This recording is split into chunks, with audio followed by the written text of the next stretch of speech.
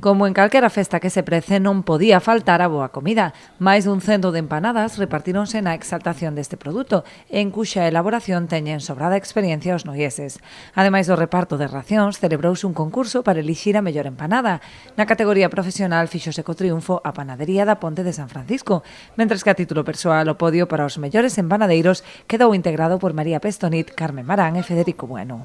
Esta xornada gastronómica organizada polo Noia Club de Fútbol, na que non faltou a música tradicional, deu paso a unha noite chea de música. Tamén ritmos tradicionais, aínda que fusión de estilos, compuxeron a proposta musical de Budiño, que presentou en Noia o seu último disco, Branca Vela.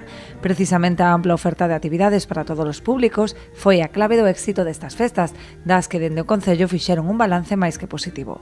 Creo que logo destes 5 días hoxe rematan e temos que facer unha valoración positiva, moita afluencia de xente nas distintas actividades e aínda que se simultanea pois as verbenas na Alameda con determinados concertos aquí na Praza do Tapal ou incluso no Curro, a OCA pois estivo actuando no Curro e tamén foi un evento que despertou moito interese e temos que facer un balance moi positivo. Bueno, creo que a valoración é positiva, eu creo que o público pudo encontrar dentro da programación algo que lle resultara atractivo, non? Que para nós é a primeira opción sempre, e despois porque teña unha repercusión económica importante, como estamos vendo que o está sendo, non? Empezando o mércores, xoves, estes días todos, onde vemos moita xente pola noite, polo día, e iso ao final traemos xente de fora e xenérase, pois, bueno, esa actividade económica que a hostelería que lle fai falta tamén, non?